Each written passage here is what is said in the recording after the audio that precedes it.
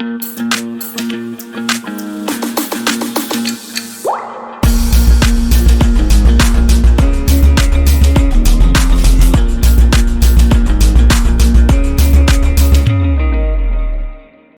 everyone, welcome back to Layman Way and welcome to this course on Indian Polity जहाँ पे हम M Laxmikant के topics को discuss कर रहे हैं एंड लास्ट लेक्चर में हमने हिस्टोरिकल बैकग्राउंड के साथ स्टार्ट किया था, कुछ एक्ट्स पढ़े थे और उसी एक्ट्स को हम आज कंटिन्यू करेंगे और इस एक्ट्स के जो चैप्टर है उसको हम कंप्लीट करेंगे, राइट?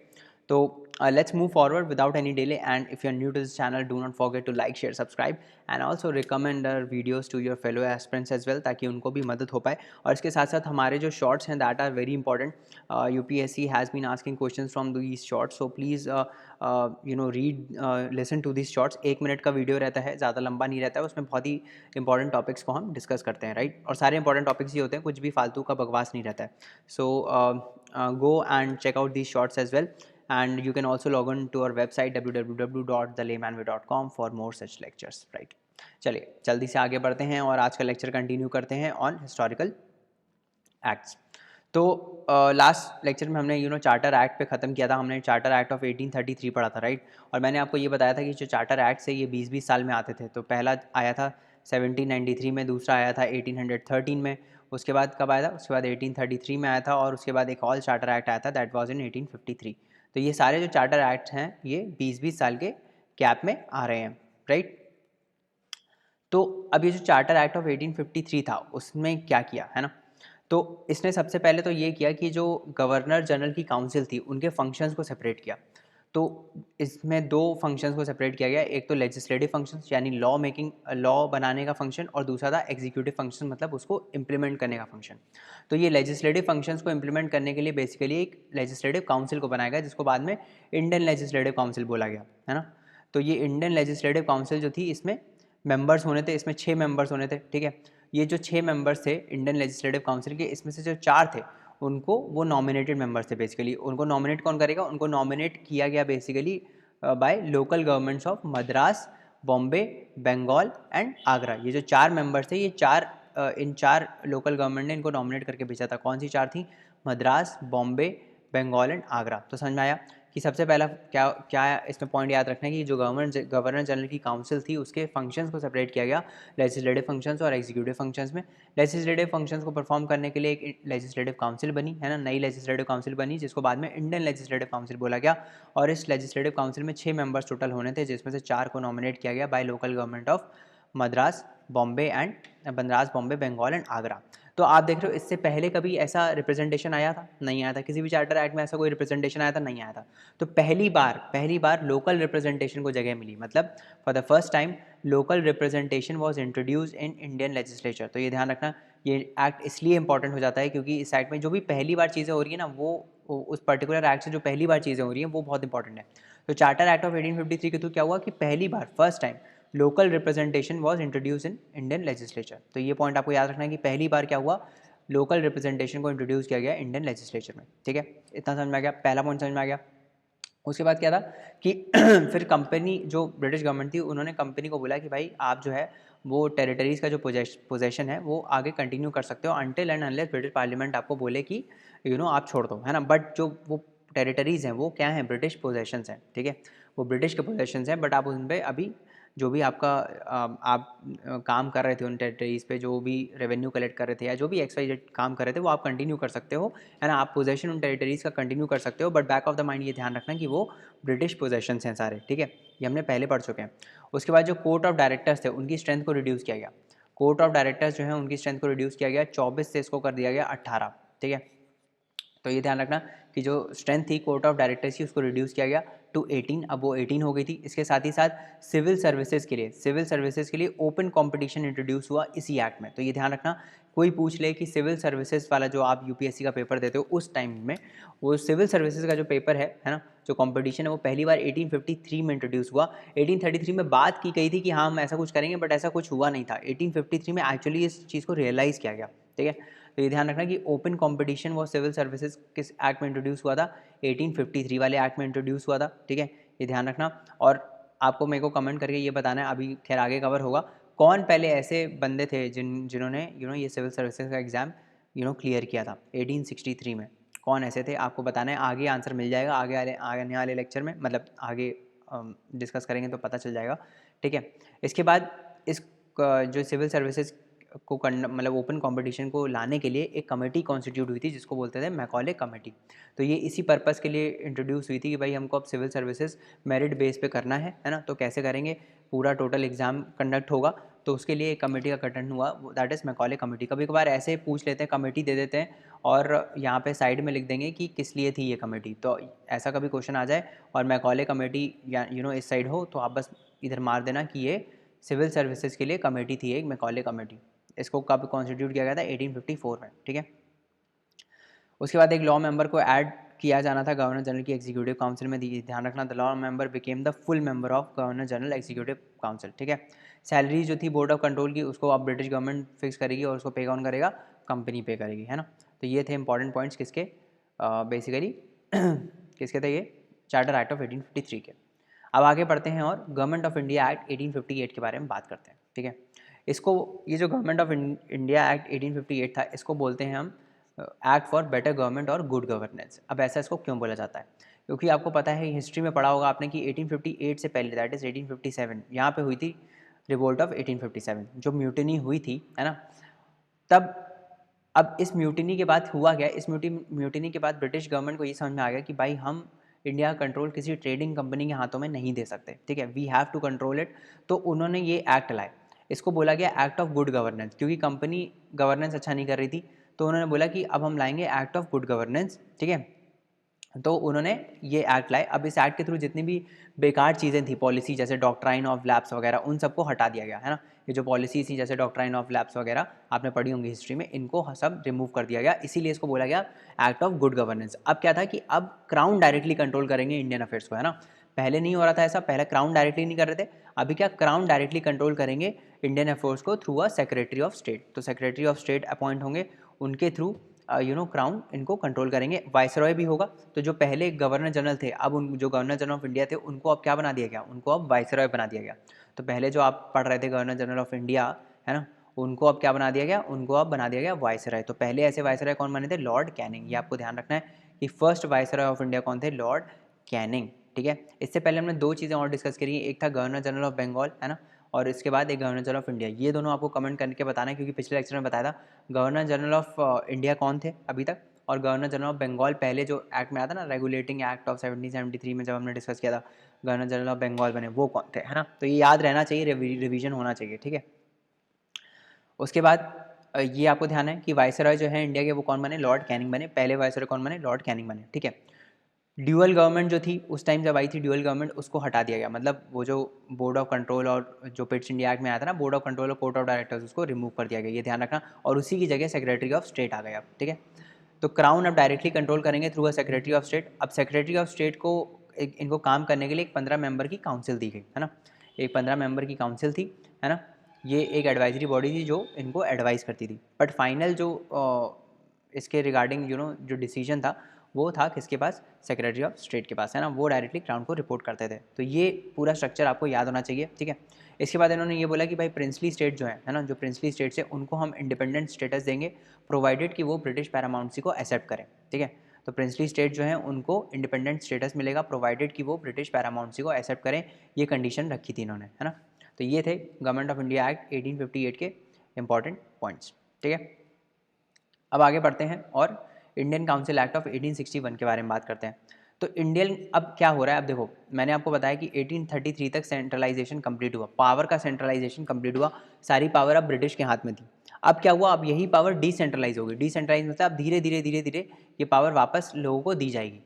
अब ये स्टार्ट कहाँ से होता है? 1861 वाले एक्ट से ये अब डिसेंट्रलाइजेशन धीरे धीरे स्टार्ट हो गया। 1833 में सेंट्रलाइजेशन कंप्लीट हुआ, फिर जो आगे आने वाले एक्ट्स हैं उसके थ्रू डिसेंट्रलाइजेशन स्टार्ट होता है, और फाइनली ये इंडिया इंडिपेंडेंस एक्ट 1947 में खत्म हो जाता है, मतलब कंप्लीट हो जाता है डिसेंट्रलाइजेशन, मतलब पूरी पावर इंडिया को ट्रांसफर हो जाती है। अब आप देखोगे धीरे धीरे कैसे ये ट्रांसफर हो रही है पावर। तो 1861 में सबसे पहले क्या हुआ? वे फॉर डिसेंट्रलाइजेशन, मतलब पावर को डिसेंट्रलाइज किया गया। तो जैसे हमने बोला था कि 1833 में क्या हुआ था कि लेजिस्लेटिव पावर जो है मद्रास और बॉम्बे की, वो सब ले ली गई थी, है ना। अब यही चीज़ इनको रिस्टोर कर दी गई वापस, ठीक है। तो अभी हुआ क्या, जो लेजिस्लेटिव पावर्स थी बॉम्बे और मद्रास की, उनको रिस्टोर कर दिया गया, इनको वापस दे दी गई ये सारी पावर्स है ना। उसके बाद इंडियंस को पहली बार इंडियंस को लेजिस्लेटिव काउंसिल्स में as a non official members add किया गया। अब इनको बेसिकली नॉमिनेट किया गया था। अब कौन कौन थे इसमें, किनको किनको इंक्लूड किया गया, राजा ऑफ बनारस, महाराजा ऑफ पटियाला और सर दिनकर राव, इनको 1862 में बेसिकली लेजिस्लेटिव काउंसिल में as a non official members जगह मिली है ना। ये ध्यान रखना, ये तीन ही मेंबर्स थे जिनको नॉमिनेट किया गया था टू लेजिस्लेटिव काउंसिल, तो ये ध्यान रखना, ठीक है। उसके बाद ऑर्डिनेंस पावर दी गई, किसको, ऑर्डिनेंस पावर वाइसरॉय को दी गई कि भाई इमरजेंसी के टाइम वो लॉ बना सकते हैं, और मतलब without the concurrence of legislative council. Law बनाने का प्रोसेस जनरली क्या होता है कि पूरी काउंसिल से पास होता है ना, तब जाके लॉ बनता है। अभी ऑर्डिनेंस पावर यहीं से ही आया था। जो ऑर्डिनेंस पावर हम आज पढ़ते हैं वो कहाँ से ओरिजिनेट हुआ, यहीं से, इंडियन काउंसिल एक्ट ऑफ 1861 में। तो इंडियन काउंसिल एक्ट ऑफ 1861 में पहली बार ऑर्डिनेंस पावर्स का इंट्रोडक्शन हुआ कि भाई अब जो वाइसरॉय हैं वो ऑर्डिनेंस पावर यूज़ करके इमरजेंसी के टाइम लॉ बना सकते हैं, है ना। और इस लॉ की वैलिडिटी कितनी होगी, 6 महीने की, है ना। तो 6 महीने बाद अप्रूवल चाहिए रहेगा, बट 6 महीने तक वो लॉ कंटिन्यू रहेगा। इसी के साथ जो पोर्टफोलियो सिस्टम है, तो आज जैसे आप कैबिनेट में देखते हो कि सबके पास अलग अलग पोर्टफोलियो होते हैं ना, डिपार्टमेंट्स होते हैं, ये विभाग इसके पास है, एग्रीकल्चर विभाग इसके पास है। तो ये पोर्टफोलियो जो सिस्टम है वो भी यहीं से ही इंट्रोड्यूस हुआ था। कहाँ से, इंडियन काउंसिल एक्ट ऑफ 1861 से ही इंट्रोड्यूस हुआ था। लॉर्ड कैनिंग ने इंट्रोड्यूस किया था, ये ध्यान रखना। पोर्टफोलियो सिस्टम इंट्रोड्यूस हुआ था, किसने किया, लॉर्ड कैनिंग ने किया। इसी ने ही कैबिनेट गवर्नमेंट की फाउंडेशन को लेकर मतलब कैबिनेट गवर्नमेंट की फाउंडेशन को की स्थापना करी। जो कैबिनेट गवर्नमेंट में क्या होता है, यही तो होता है ना, जो अपने प्राइम मिनिस्टर होते हैं वो डिफरेंट डिफरेंट पोर्टफोलियोज देते हैं सबको, है ना, कि भाई ये विभाग ये हैंडल करेगा, होम मिनिस्ट्री इसके पास है, डिफेंस इसके पास है, ताकि एक स्ट्रक्चर्ड वे में हम काम कर पाएँ। हर एक जो डिपार्टमेंट है उसका ईजी ओवरव्यू हो पाए, ईजी मतलब ईजी वर्किंग हो पाए उसकी, है ना। तो क्योंकि ये सारे लोग जो हेड होते हैं वो रिपोर्ट करेंगे अपने अपने डिपार्टमेंट्स की पीएम को, है ना। तो जो एडमिनिस्ट्रेशन है वो ईजी हो जाएगा, गवर्नेंस ईजी हो जाएगा, right. Each branch of administration, ठीक है, each branch of the administration having its official head and spokesman in the government. मतलब हर एक डिपार्टमेंट जो था एडमिनिस्ट्रेशन का, वही मतलब जैसे मान लो होम अफेयर्स की मिनिस्ट्री है ना, होम अफेयर मिनिस्ट्री किसी के पास है, लेट्स से, है ना, अमित शाह जी के पास है, मान लो फॉर एग्जाम्पल, है ना। तो अब ये जो है ना, ये इसके हेड है ना। अब ये होम मिनिस्ट्री के बिहाफ पे बोलेंगे, इनके बिहाफ पे बेसिकली क्या होगा कि ये अपने डिपार्टमेंट का लेखा जोखा ये देखेंगे, है ना। पीएम इनसे फॉलो अप लेगा कि भाई होम मिनिस्ट्री का क्या हो रहा है, देश में क्या हो रहा है, ठीक है, समझ में आ रहा है। तो ऐसे ऐसे हर एक डिपार्टमेंट को डिवाइड किया गया, ठीक है, और वही उन डिपार्टमेंट्स के लिए रिस्पॉन्सिबल थे। फिर नई लेजिस्लेटिव काउंसिल का गठन होना था। जो नई लेजिस्लेटिव काउंसिल थी वो किसके लिए इस्टेब्लिश होनी थी, बंगाल, पंजाब और नॉर्थ वेस्ट फ्रंटियर प्रोविंस के लिए, जिनको फाइनली आगे इस्टेब्लिश किया गया 1862, 1866 और 1897 में। तो ये ध्यान रखना, इनकी न्यू लेजिस्लेटिव काउंसिल्स का इंट्रोडक्शन होना था किसके लिए, बंगाल, पंजाब और नॉर्थ वेस्ट फ्रंटियर प्रोविंस के लिए। अब कुछ डिफेक्ट्स की बात करते हैं, तो इसमें बेसिकली क्या था कि जो बजट था, है ना, उसके ऊपर कोई कंट्रोल नहीं था, कोई डिस्कशन पावर नहीं थी, कुछ नहीं हो सकता था, है ना। तो अभी भी कंट्रोल जो फाइनेंसेस के ऊपर था वो अभी भी नहीं था, ठीक है, वो अभी भी नहीं दिया गया इंडियंस को, ठीक है। तो इंडियन काउंसिल एक्ट इसलिए इसको बोलते हैं क्योंकि यहाँ पे क्या है कि पावर्स जो हैं वो धीरे धीरे हम इंडियंस का इंक्लूजन कर रहे हैं, है ना, काउंसिल्स में, इसीलिए हम इसको बोल रहे हैं इंडियन काउंसिल एक्ट, ठीक है, समझ में आया। इसके बाद आता है इंडियन काउंसिल एक्ट ऑफ 1892। इसमें क्या था कि जो लेजिस्लेटिव काउंसिल थी वो दोनों सेंट्रल और स्टेट लेवल पे, मतलब इंपीरियल और प्रोविंशियल लेवल पे, इनको एक्सपैंड किया गया और ज़्यादा नॉन ऑफिशियल मेंबर्स को इसमें इंक्लूड किया गया। पहले हमने देखा था कि सिर्फ 3 ही मेंबर्स थे, कौन कौन थे, राजा ऑफ बनारस, महाराजा ऑफ पटियाला और दिनकर राव, है ना, यही 3 मेंबर्स को नॉमिनेट किया था, है ना। अभी जो वाइसरॉय ने इनको नॉमिनेट किया था, इसके बाद अब जो ये नॉन ऑफिशियल मेंबर्स हैं इनकी संख्या को बढ़ाया गया। बट अभी भी ये ध्यान रखना कि ऑफिशियल मेंबर्स अभी भी जो है ऑफिशियल मेंबर्स थे वो मेजॉरिटी में ही थे, है ना, ऑफिशियल मेंबर्स अभी भी मेजॉरिटी में ही थे। बट हाँ, ये है कि जो पिछला डिफेक्ट था कि भाई बजट के ऊपर डिस्कशन की पावर नहीं थी, उसको इम्प्रूव किया गया, मतलब अब पावर दे दी गई बजट पे डिस्कशन की, अब वो लोग क्वेश्चंस को एड्रेस कर सकते थे, है ना। तो ये पावर दी गई इंडियन काउंसिल एक्ट ऑफ 1892 में। इसके बाद जो यूनिवर्सिटीज़ थी, डिस्ट्रिक्ट बोर्ड से, इनको एम्पावर किया गया कि भाई ये अपने मेंबर्स को रिकमेंड कर सकते हैं, कहाँ पे, प्रोविंशियल काउंसिल्स में, ठीक है। तो एक एलिमेंट ऑफ रिप्रेजेंटेशन इंट्रोड्यूस किया गया इस एक्ट के थ्रू, ठीक है। पहली बार लोकल रिप्रेजेंटेशन किस एक्ट में था, 1853 चार्टर एक्ट ऑफ 1853 में, ठीक है। इसमें क्या था कि प्रोविंशियल काउंसिल्स को बेसिकली जो ये यूनिवर्सिटीज़ डिस्ट्रिक्ट बोर्ड से, इनको भी बोला गया कि भाई इनका भी एक रिप्रेजेंटेशन लाया गया प्रोविंशियल काउंसिल्स में, समझ में आ रहा है। इसके बाद आता है इंडियन काउंसिल एक्ट ऑफ 1909, जिसको हम मॉर्ले मिंटो रिफॉर्म्स ही बोलते हैं, ठीक है।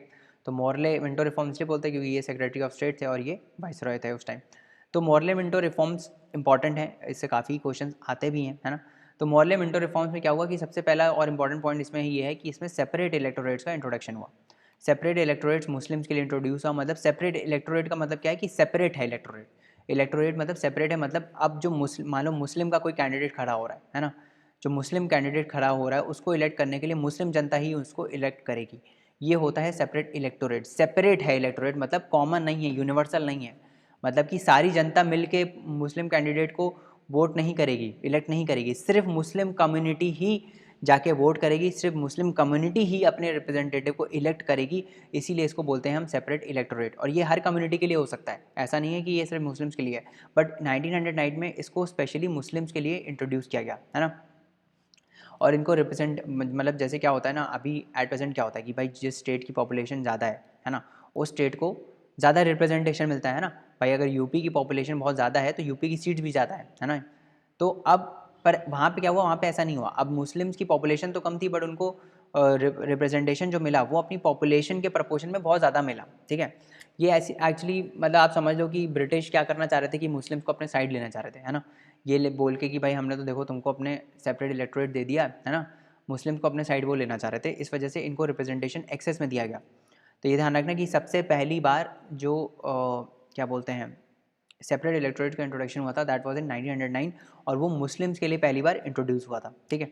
जो स्ट्रेंथ थी इंपीरियल, जो सेंट्रल लेजिस्लेटिव काउंसिल की स्ट्रेंथ थी उसको इंक्रीज़ किया गया, 16 से 60 कर दिया गया। अब इसमें जो ऑफिशियल्स थे उनकी मेजॉरिटी थी, है ना। पहले भी ऑफिशियल्स की मेजॉरिटी थी, अभी भी ऑफिशियल्स की ही मेजॉरिटी थी, ये ध्यान रखना, ठीक है। प्रोविंशियल लेजिस्लेटिव काउंसिल जो थी, अब ये ध्यान रखना, अब जो दो काउंसिल थी, है ना, एक तो थी सेंटर पे और एक थी प्रोविंसेस पे। तो जो सेंट्रल पे थी वहाँ पे अभी भी ऑफिशियल्स की मेजॉरिटी थी, बट जो प्रोविंशियल लेवल पे हम बात कर रहे थे, अभी पीछे हमने बात किया है ना, कहाँ पे बात किया, ये यहाँ पे, है ना। अब पहले क्या था कि लेजिस्लेटिव काउंसिल जो इंपीरियल थी, मतलब सेंट्रल लेवल पे थी, और प्रोविंशियल लेवल पे, दोनों पे ही नॉन ऑफिशियल मेंबर्स ही सॉरी, जो ऑफिशियल मेंबर्स थे वही मेजॉरिटी में थे। बट अब क्या हुआ, ये जो प्रोविंशियल काउंसिल थी यहाँ पे नॉन ऑफिशियल्स की मेजॉरिटी हो गई, ठीक है। तो ये ध्यान रखना कि प्रोविंशियल लेजिस्लेटिव काउंसिल जो थी that was to have non official non elected members as majority, मतलब ये सारे जो थे वो नॉमिनेट होकर आ रहे थे, इलेक्ट होकर नहीं आ रहे थे, ठीक है। इसके बाद एक इनडायरेक्ट इलेक्शन का इंट्रोडक्शन हुआ। इनडायरेक्ट इलेक्शन का क्या मतलब है कि भाई देखो, जो लोकल गवर्नमेंट थी, है ना, लोकल गवर्नमेंट अब जो जो सब तीन तीन टीयर होते हैं ना, पहला होता है जो सेंटर पे होता है, दूसरा एक प्रोविंशियल लेवल पे होता है, और उसके नीचे लोकल सेल्फ गवर्नमेंट आता है, पढ़ा है ना लोकल सेल्फ गवर्नमेंट। तो अब हुआ क्या कि जो लोकल गवर्नमेंट होगी वो अपने मेंबर्स को भेजेगी प्रोविंशियल काउंसिल में, और ये प्रोविंशियल काउंसिल फर्दर इलेक्ट करेगी सेंट्रल काउंसिल के मेंबर्स को, ठीक है। तो ये है इनडायरेक्ट इलेक्शन, मतलब ये जो सेंट्रल काउंसिल के मेंबर्स हैं ये डायरेक्ट इलेक्ट नहीं हो रहे हैं, ये इनडायरेक्टली इलेक्ट हो रहे हैं। मतलब लोकल सेल्फ गवर्नमेंट अपने पहले प्रोविंशियल लेजिस्लेटिव काउंसिल के मेंबर्स को इलेक्ट करेगी, और फिर यही मेंबर्स जो हैं वो आगे सेंट्रल लेजिस्लेटिव काउंसिल के मेंबर्स को इलेक्ट करेंगे, ठीक है। तो ये ध्यान रखना। इसके बाद पहली बार ऐसा हुआ कि इंडियन मेंबर्स को वाइसरॉय की एग्जीक्यूटिव काउंसिल में जगह मिली। और ऐसे कौन थे पहले, सत्येंद्र प्रसाद सिन्हा, एसपी सिन्हा बोलते हैं इनको। सत्येंद्र प्रसाद सिन्हा ऐसे पहले मेंबर थे जिन्होंने as a law member join किया वाइसरॉय की एग्जीक्यूटिव काउंसिल में। तो ये ध्यान रखना कि पहली बार ऐसा हुआ कि किसी इंडियन को वाइसरॉय की एग्जीक्यूटिव काउंसिल में जगह मिली, ठीक है। ये सारे पॉइंट्स बहुत ज़्यादा इंपॉर्टेंट है। System of indirect election introduce हुआ। उसके बाद सेपरेट रिप्रेजेंटेशन दिया गया किसको, ज़मींदार को, यूनिवर्सिटीज़, ज़मींदार और यूनिवर्सिटीज़ को, ये आपको याद रखना है बस। उसके बाद जो बजट आइटम्स थे, अभी तक वोटिंग अलाउड नहीं थी, अब क्या हुआ, जो सेपरेट बजट आइटम्स थे उन पे वोटिंग को अलाउ कर दिया गया, है ना। बट एज अ होल, मतलब पूरे बजट पे अगर वोटिंग करनी हो तो वो अभी भी अलाउड नहीं था, इंडिविजुअल आइटम्स पे वोट कर सकते थे, ठीक है। इसके बाद वाइस प्रेसिडेंट का ऑफिस इंट्रोड्यूस किया गया सेंटर और स्टेट के लेवल पे, ठीक है, समझ में आया। इसके बाद आगे बढ़ते हैं और गवर्नमेंट ऑफ इंडिया एक्ट 1919 के बारे में बात करते हैं। इसको हम बोलते हैं Montagu Chelmsford reforms. Again Montagu was secretary of state, Chelmsford was viceroy, है ना। अब ये एक्ट क्यों आया भाई, ये सबसे पहले तो उसका ऑब्जेक्टिव क्या था कि ये एक्ट क्यों आया। इसका एक्ट ये था कि भाई हम एक रिस्पॉन्सिबल गवर्नमेंट को इंट्रोड्यूस करेंगे, है ना, इंडिया में एक रिस्पॉन्सिबल गवर्नमेंट को इंट्रोड्यूस करेंगे, but as an integral part of British only, मतलब ब्रिटिश के अंडर ही काम करेंगी, बट एक रिस्पॉन्सिबल गवर्नमेंट आएगी ताकि गवर्नेंस अच्छा हो पाए, है ना। अब इसमें क्या किया, जो पहले हमने 1909 में ये पढ़ा था कि 1909 में सेपरेट इलेक्टोरेट्स का प्रावधान हुआ था मुस्लिम्स के लिए, अब यही सेपरेट इलेक्टोरेट्स को एक्सटेंड कर दिया गया किसके लिए, सिख्स के लिए, इंडियन क्रिश्चियंस के लिए और एंग्लो इंडियंस के लिए। तो ये ध्यान रखना कि ये जो सेपरेट इलेक्टोरेट्स हैं इनको एक्सटेंड कर दिया गया किसके लिए, सिक्स के लिए, इंडियन क्रिश्चियंस के लिए और एंग्लो इंडियंस के लिए, ठीक है। अब इसमें एक और बहुत इंपॉर्टेंट पॉइंट है कि डायरकी का इंट्रोडक्शन होता है इसमें, ठीक है। डायरकी का इंट्रोडक्शन हुआ। डायरकी क्या थी? डायरकी कुछ नहीं थी कि जो सब्जेक्ट्स थे, जो कंट्रोलिंग सब्जेक्ट्स थे, उनको दो पार्ट में डिवाइड किया गया, दैट वाज रिजर्व सब्जेक्ट और ट्रांसफर सब्जेक्ट, ठीक है। तो ये डायरकी का प्रोविंसेस में इंट्रोडक्शन हुआ, ये ध्यान रखना 1919 में डायरकी का इंट्रोडक्शन होता है प्रोविंसेस में। अब इसमें दो टाइप के सब्जेक्ट्स है, that was reserve subject and transfer subject. इस बार यूपीएससी ने क्वेश्चन पूछा भी है 2022 में इसके ऊपर, रिजर्व सब्जेक्ट और ट्रांसफर सब्जेक्ट के ऊपर क्वेश्चन, तो बहुत इंपॉर्टेंट है, ठीक है। तो ये अभी हम पढ़ेंगे आगे कि जो डायरकी है उसको दो पार्ट, डायरकी को बेसिकली इंट्रोड्यूस किया गया प्रोविंसेस में, इसमें सब्जेक्ट्स को डिवाइड किया गया रिजर्व सब्जेक्ट और ट्रांसफर सब्जेक्ट में, ठीक है। अब ये रिजर्व क्या है और ट्रांसफर्ड क्या है, ठीक है। तो ट्रांसफर्ड की पहले बात करते हैं, ये ट्रांसफर सब्जेक्ट क्या होते थे। तो अब देखो, कंट्रोल जो पहले था गवर्नर जनरल के पास था, ठीक है। गवर्नर जनरल, अब जो ये सब्जेक्ट्स है, सब्जेक्ट्स के ऊपर कंट्रोल गवर्नर जनरल के पास था। अब डायरकी के थ्रू क्या किया गया कि ये जो कंट्रोल है उसको थोड़ा कम किया गया। अब दो टाइप के सब्जेक्ट्स इन्होंने बोला कि हम देंगे, दो टाइप के सब्जेक्ट्स में, एक था ट्रांसफर, दूसरा था रिजर्व।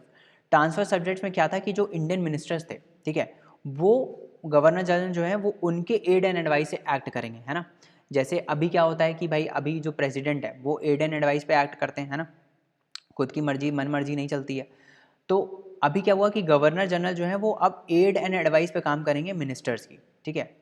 मिनिस्टर्स की एड एंड एडवाइस पे काम करेंगे, अपना उनका बहुत ज़्यादा रोल नहीं है इन ट्रांसफर सब्जेक्ट्स में। अगर कोई लॉ बनाना है तो हमको जो मिनिस्टर्स हैं उनकी एड एंड एडवाइस पे एक्ट करना है गवर्नर जनरल को, ठीक है। That was transfer subjects. वो सब्जेक्ट जो ट्रांसफर्ड लिस्ट में थे, दो टाइप की लिस्ट बनी, रिजर्व लिस्ट और ट्रांसफर लिस्ट। जो ट्रांसफर लिस्ट में थे उनको बोला गया ट्रांसफर सब्जेक्ट, और यही ऐसे सब्जेक्ट है इन पे अगर कोई लॉ बनाना है तो वो मिनिस्टर्स बनाएंगे, वो अब गवर्नर जनरल उसको असेंट देंगे, एड एंड एडवाइस पे काम करेंगे, ठीक है। मिनिस्टर्स के बेसिकली एड एंड एडवाइस पे काम करेंगे। जबकि जो रिजर्व सब्जेक्ट्स है उनमें ऐसे सब्जेक्ट्स है जो जो सोलली किसके हाथ में थे, रिजर्व, मतलब वो रिजर्व थे गवर्नर जनरल के लिए, मतलब उस पर कंट्रोल पूरा गवर्नर जनरल का था और उनकी एग्जीक्यूटिव काउंसिल का था, मतलब वो अपनी एग्जीक्यूटिव काउंसिल के साथ मिलकर वो डिसीजन लेंगे उन रिजर्व सब्जेक्ट्स पे। अब ब्रिटिश इतने चालाक थे, उन्होंने क्या किया कि ये जो इंपॉर्टेंट सब्जेक्ट्स है ना, वो उनको रिजर्व सब्जेक्ट की कैटेगरी में रख दिया, और जो बेकार से सब्जेक्ट्स हैं उनको ट्रांसफर सब्जेक्ट्स की कैटेगरी में रख दिया। अब जैसे कौन कौन से सब्जेक्ट्स है ये भी हम देखेंगे, ये क्वेश्चन पूछा गया था।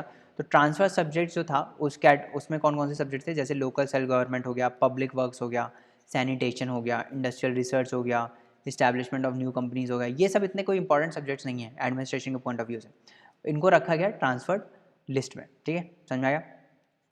और रिजर्व लिस्ट में कौन कौन थे देख लेते हैं। Reserve subjects were solely in the hands of governor general and his executive council. इसमें था जस्टिस एडमिनिस्ट्रेशन, प्रेस इसके हाथ में था, रेवेन्यू इसके हाथ में था, forest, labour dispute, water, agriculture, police, prisons, ये सारे सब इनके हाथ में थे। तो ये जो मेजर मेजर सब्जेक्ट्स है, पुलिस हो गया, रेवेन्यू हो गया, जस्टिस एडमिनिस्ट्रेशन हो गया, ये सब किसके हाथ में आ रहा है, ये सब बेसिकली गवर्नर जनरल और उसकी एग्जीक्यूटिव काउंसिल के हाथ में आ रहा है, ठीक है, समझ में आया। इसके बाद क्या हुआ, इतना समझ में आ गया। तो इसके बाद एक और चीज़ का इंट्रोडक्शन होता है, दैट इज़ बाईकैमरलिज्म। बाईकैमरलिज्म जो आज हम पढ़ते हैं, लोकसभा और राज्यसभा, बाईकैमरल लेजिस्लेचर सबको मालूम है। दो हाउसेज होते हैं, एक होता है अपर हाउस और एक होता है लोअर हाउस, है ना। एक को बोलते हैं काउंसिल ऑफ स्टेट, एक को बोलते हैं हम लेजिस्लेटिव असेंबली, ठीक है। तो समझ में आ रहा है ना, जैसे हमारी लोकसभा और राज्यसभा है ना, लोकसभा और राज्यसभा, काउंसिल ऑफ स्टेट, है ना, एंड लेजिस्लेटिव असेंबली, ठीक है, ठीक है, समझ में आया। तो दो हाउस होते हैं, है ना, एक होता है अपर और एक होता है लोअर, ठीक है। तो अपर हाउस को बोलते हैं उस टाइम काउंसिल ऑफ स्टेट और legislative assembly was lower house, ठीक है, जैसे लोकसभा और राज्यसभा, ठीक है। वैसे ही बाईकैमरल सिस्टम का इंट्रोडक्शन होता है, ठीक है। तो सेंटर पे बेसिकली जो है इसको इंट्रोड्यूस किया गया, Indian legislative council at the centre was replace by bicameral system, ठीक है। तो जो लेजिस्लेटिव काउंसिल थी उसको बाईकैमरल सिस्टम से रिप्लेस किया गया, इसमें एक अपर हाउस बना काउंसिल ऑफ स्टेट और एक लेजिस्लेटिव असेंबली मिली जिसको लोअर हाउस बोलते हैं। ये जो मेंबर्स थे हाउस के, इनको डायरेक्टली इलेक्ट किया जाना था, है ना। तो पहली बार, अगेन वेरी इंपॉर्टेंट, पहली बार डायरेक्ट इलेक्शन का प्रावधान किया गया, है ना। अभी डायरेक्ट इलेक्शन में बेसिकली क्या था कि जो वोटिंग राइट्स है वो बहुत कम लोगों को दिए गए थे, बट एक वो जो बोलते हैं ना कि हाँ एक चीज़ स्टार्ट होती है, वो स्टार्ट यहाँ से हुआ, ठीक है। तो डायरेक्ट इलेक्शन का प्रावधान अगर कोई पूछे पहली बार किस एक्ट में आया था, तो क्या है वो 1919 का एक्ट है, जिसके थ्रू डायरेक्ट इलेक्शन पहली बार इंट्रोड्यूस हुआ, ठीक है। कौन सा एक्ट है, 1919 वाला ऐसा एक्ट है जिसके थ्रू डायरेक्ट इलेक्शन का प्रावधान पहली बार किया गया, ये ध्यान रखना, ठीक है। इसके बाद क्या हुआ, इसके बाद पहली बार प्रोविंशियल और सेंट्रल बजट्स को सेपरेट किया गया। अब ये दोनों सेपरेट बजट्स होंगे, है ना। और प्रोविंशियल जो लेजिस्लेचर है, जो प्रोविंस में लेजिस्लेचर है, उसको ये ऑथराइज़ किया गया, उसको ये ऑटोनॉमी दी गई बेसिकली कि वो अपना बजट खुद बना सकते हैं, ठीक है। वो अपना बजट खुद बना सकते हैं। अभी तक क्या था, दोनों सेम मानते थे, सब पे एक ही बजट रहता था, सेम बजट रहता था। अभी क्या, इन दोनों को सेपरेट किया गया और प्रोविंसेस को बोला गया कि भाई आप अपना बजट अलग बनाइए, ठीक है। अब एग्जीक्यूटिव काउंसिल में 6 मेंबर इलेक्ट होने थे, है ना, और इन 6 मेंबर्स में से 3 मेंबर्स इंडियन होने थे।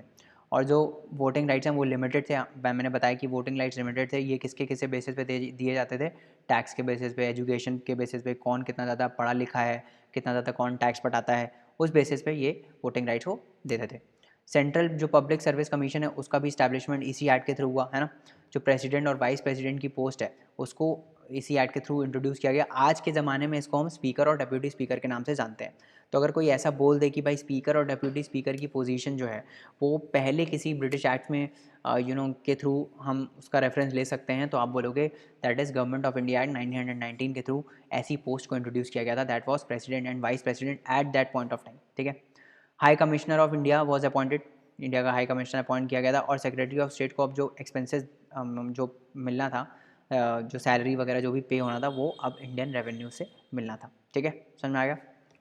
ये सब आपको पॉइंट्स याद रखने हैं, ठीक है, कभी पूछ लेते हैं उसमें।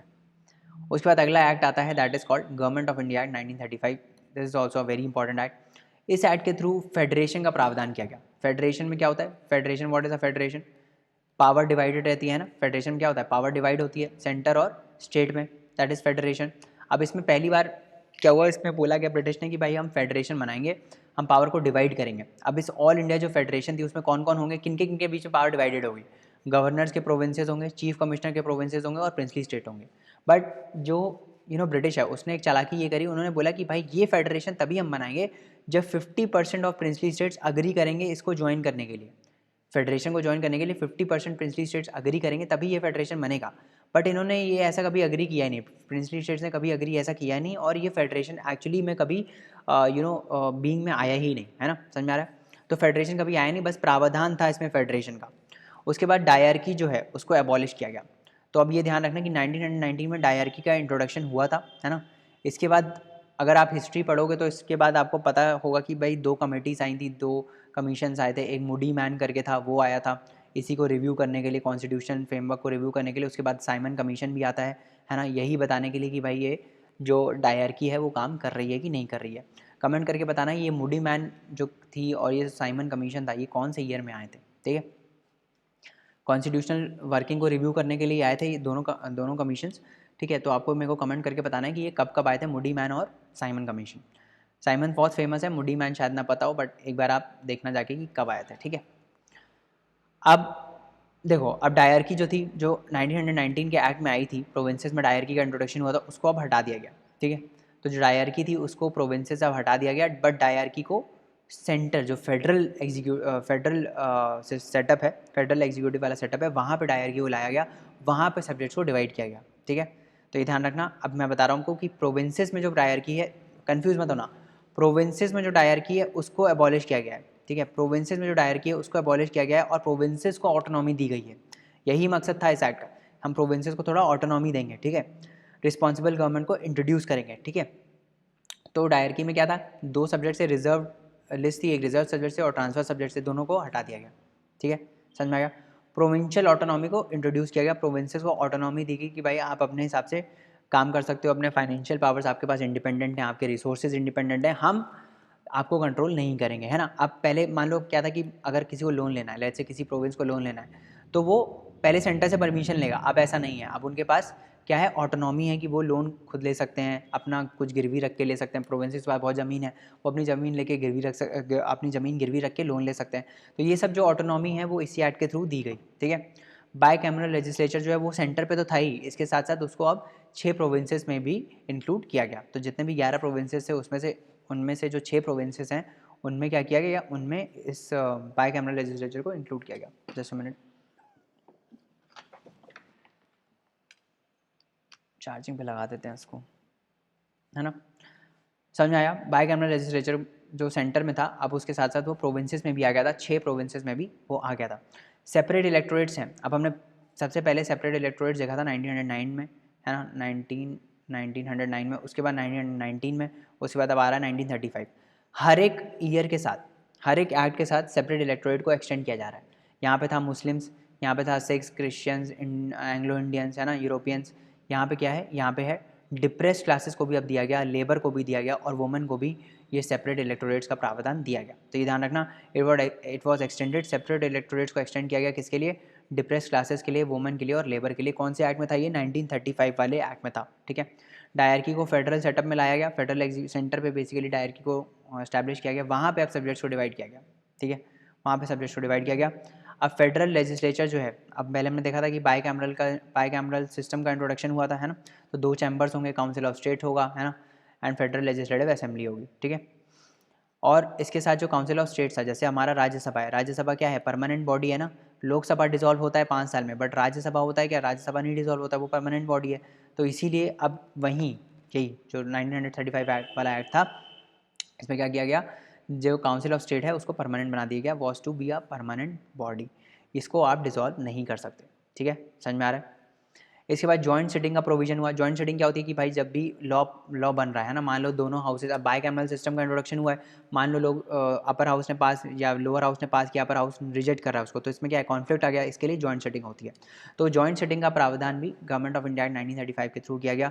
सब्जेक्ट्स को डिवाइड किया गया 3 लिस्ट में। कौन कौन सी लिस्ट थी, फेडरल लिस्ट, हमने देखा फेडरल लिस्ट, उसके बाद प्रोविंशियल लिस्ट, है ना, उसके बाद कॉन्करेंट लिस्ट, है ना, 3 लिस्ट थी। फेडरल मतलब जो सेंटर के हाथ में होगी, प्रोविंशियल मतलब जो प्रोविंसेस के हाथ में होगी, कॉन्करेंट मतलब जिस पे दोनों का कंट्रोल होगा, सेंटर प्लस स्टेट का।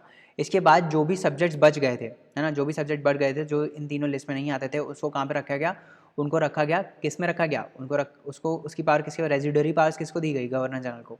ये ध्यान रखना इंपॉर्टेंट है। गवर्नमेंट ऑफ इंडिया एक्ट 1935 में जो रेजिडरी पावर्स थी, जो रेजिडरी सब्जेक्ट से उस उनका जो रेजिडरी सब्जेक्ट से उनका कंट्रोल किसके पास था, गवर्नर जनरल के पास था। ये चीज़ ध्यान रखना, ठीक है। रेजिडरी सब्जेक्ट्स जो थे वो किसके हाथ में थे, गवर्नर जनरल के हाथ में, ठीक है। वोटिंग राइट्स जो थे उनको एक्सटेंड किया गया। अब 10% ऑफ द टोटल पॉपुलेशन को बेसिकली अब वोटिंग राइट मिला था। हमने देखा था कि डायरेक्ट इलेक्शन का जो प्रावधान था वो 1919 में आया था, वहाँ पे वोटिंग राइट्स दिए गए थे, बट वो बहुत कम थे। अभी वो चीज़ बढ़ाकर 10% ऑफ द टोटल पॉपुलेशन को वोटिंग राइट्स दे दिए गए, ठीक है। सेक्रेटरी ऑफ जो इंडियन काउंसिल थी, सेक्रेटरी ऑफ स्टेट की, उसको अबॉलिश किया गया। ये ध्यान रखना, इंडियन काउंसिल को अबॉलिश कर दिया गया। जो 15 मेंबर की एडवाइजरी काउंसिल थी ना, जो हमने देखी थी, जो सेक्रेटरी ऑफ स्टेट को असेस कर रही थी, उसको अब हटा दिया गया। ये ध्यान रखना। आरबीआई का एस्टैब्लिशमेंट हुआ 1934 में। उसके बाद जॉइंट पब्लिक सर्विस कमीशन और स्टेट पब्लिक सर्विस कमीशन का गठन इसी प्रावधान के थ्रू हुआ था। अब ये ध्यान रखना कि मैंने शायद पिछले एक्ट में ये बोल दिया था कि ये, हाँ, यहाँ पे सेंट्रल पब्लिक सर्विस कमीशन का एस्टैब्लिशमेंट हुआ था 1919 में। कंफ्यूज मत होना, 1919 में किसका हुआ था, सेंट्रल पब्लिक सर्विस कमीशन, जो यूनियन पब्लिक सर्विस कमीशन है, यूपीएससी, है ना, सेंट्रल पब्लिक सर्विस कमीशन का जो गठन होता है that is through government of India 1919। But जो वो था, कौन था, जो स्टेट पब्लिक सर्विस कमीशन है और जो जॉइंट पब्लिक सर्विस कमीशन है, उसका प्रावधान किसके थ्रू हुआ, 1935 के एक्ट के थ्रू। ये ध्यान रखना, ठीक है। और इसमें ये ध्यान रखना कि फेडरेशन का प्रावधान था, बट वो फेडरेशन कभी बीइंग में आया ही नहीं था, क्योंकि प्रिंसली स्टेट्स ने अग्री किया ही नहीं था, ठीक है। आगे बढ़े।